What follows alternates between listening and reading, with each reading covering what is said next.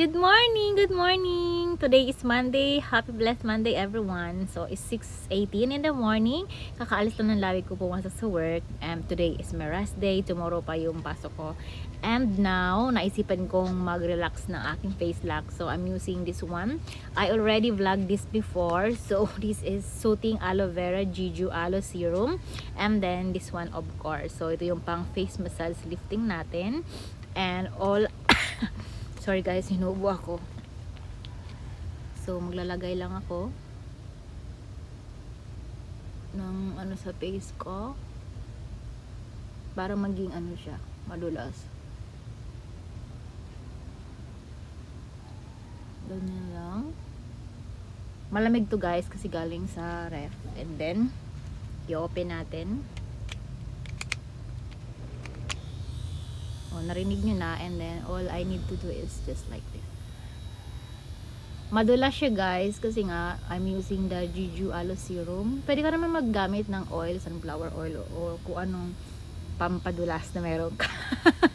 Charing. Oo nga, kailangan nga ng something na ano.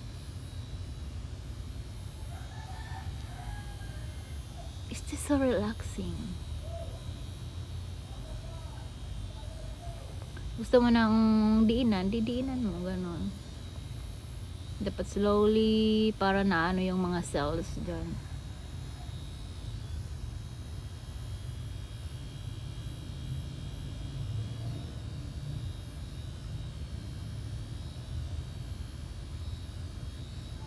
Sarap.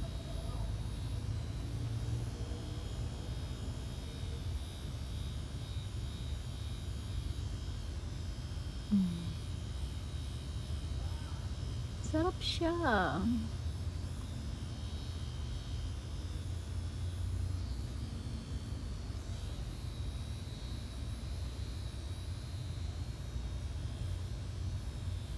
At least 10 to 15 minutes pwede na. 5 minutes okay na din.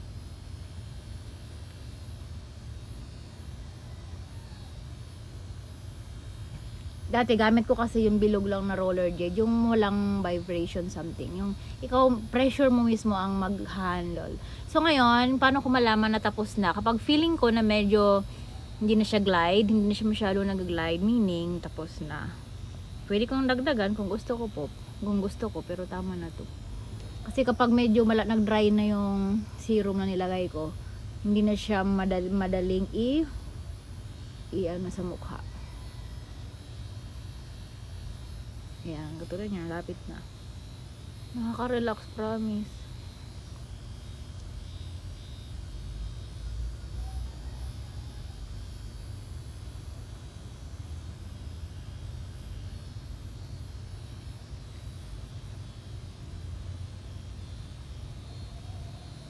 Try mo na!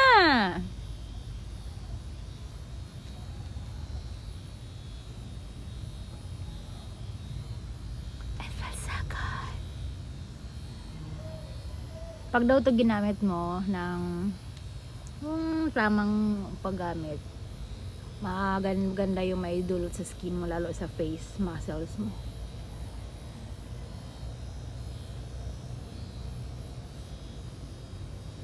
So anyway, that's it guys. Thanks for watching.